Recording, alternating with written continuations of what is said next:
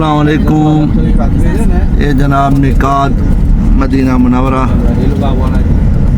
ये सारे नाल आप बैठे हैं सारे नाल भाई मदद मिलाना जी जी मेहरबानी रखो।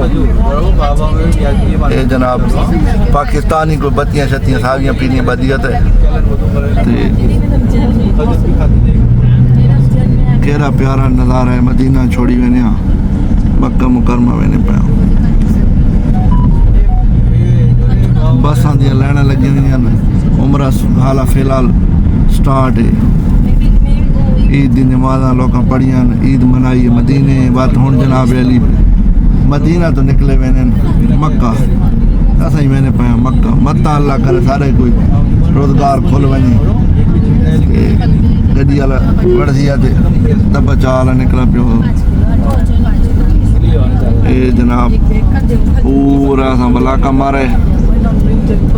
आज तो भाई सारिया पार्किंग बंद नहीं रही वार्ड। हाँ नहीं सजे पास रख ले मारा सजे पास रख आवाम को टरवाने। कोई हाजियों के बारे ख्याल रखा करो। ये जनाब अस पार्किंग पहुँच गया। इतने अस हाजियों को जनाब अली आराम शराम बनवाना है दोस्तों। बाद नियत करके तो निकल सो लेला मारवती है। बाकी मामलात अल्लाह पाक खैर करे।